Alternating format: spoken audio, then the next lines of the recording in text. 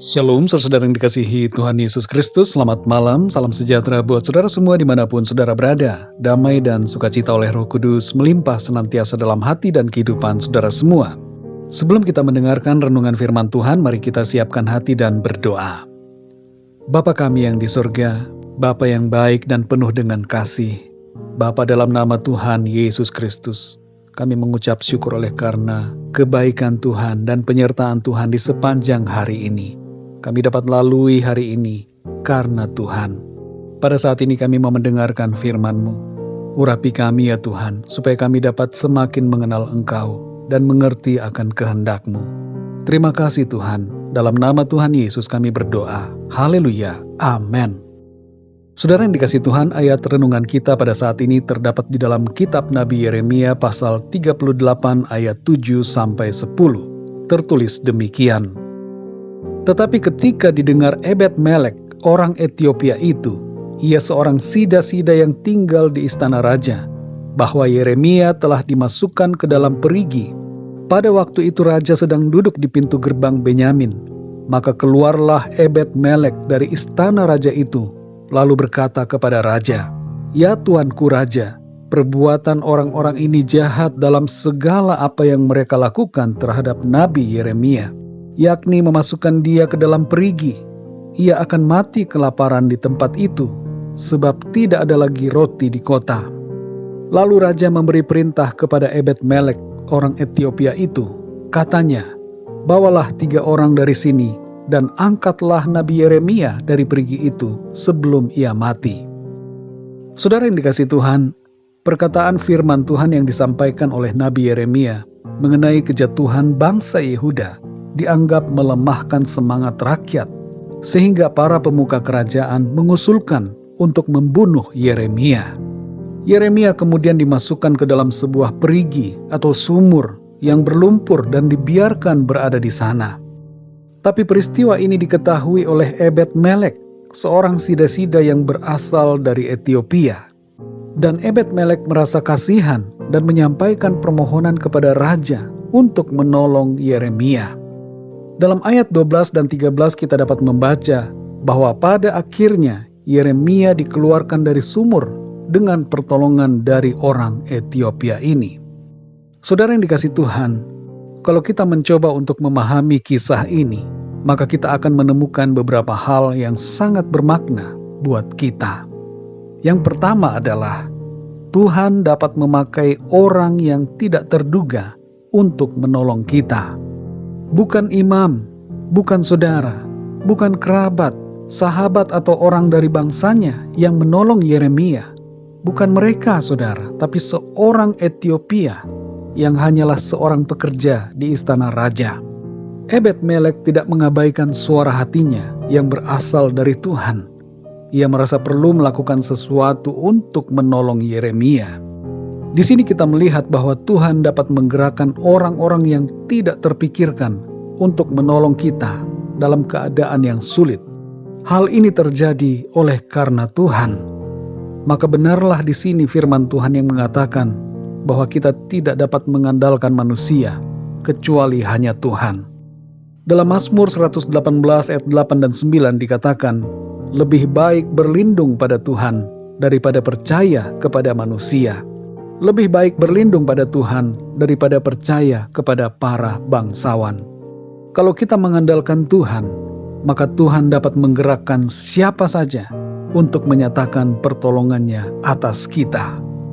Yang kedua, saudara, kebaikan hati kita akan mendapatkan balasan berkat dari Tuhan. Apa yang kita tabur akan kita tuai. Kebaikan hati dan pertolongan yang dilakukan oleh Ebed-Melek mendapatkan ganjaran perlindungan dan keluputan dari maut yang menimpa bangsa Yehuda. Dalam Yeremia 39 ayat 15-18, kita dapat membaca adanya firman Tuhan kepada Yeremia yang berisi janji untuk Ebed-Melek bahwa Tuhan akan melepaskan dan meluputkan Ebed-Melek dari tangan orang-orang yang menyerbu Yehuda. Kita perlu menyadari, saudara, bahwa setiap perbuatan kebaikan kita kepada orang lain selalu akan mendapatkan perhatian dari Tuhan dan akan mendapatkan balasan berkat dari Tuhan.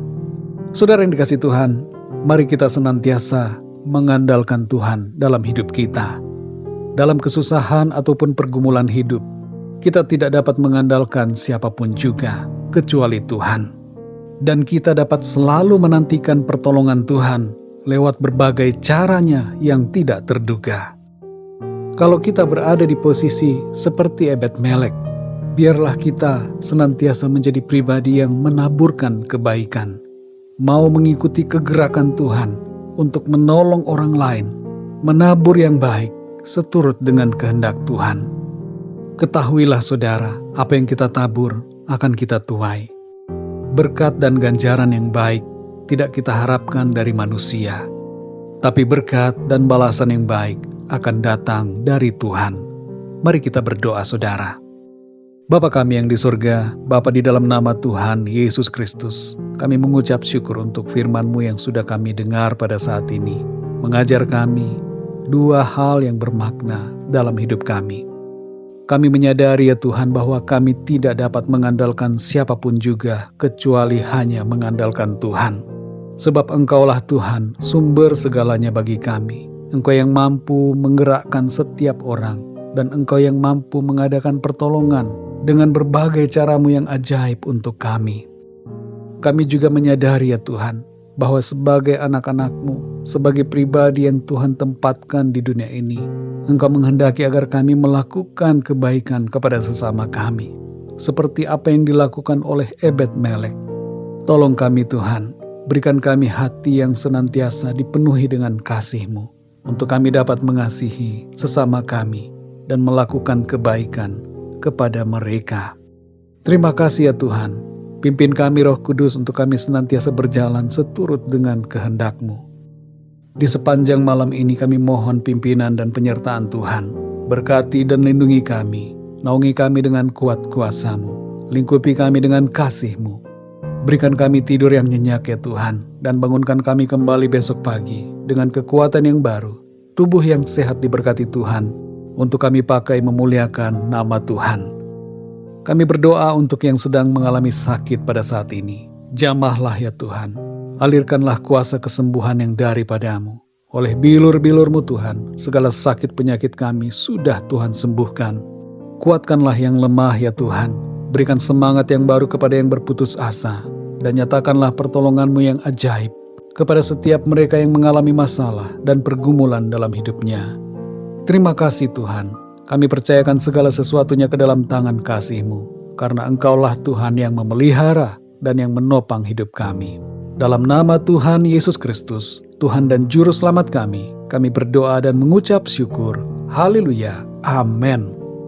Puji Tuhan, saudara yang dikasihi Tuhan, saya percaya firman Tuhan menjadi berkat dan kekuatan buat saudara semua, dan Roh Kudus akan menolong saudara untuk lebih lagi memahami kebenaran firman Tuhan. Tuhan Yesus memberkati saudara semua. Selamat malam, selamat beristirahat, dan sampai jumpa dalam renungan yang berikutnya. Haleluya.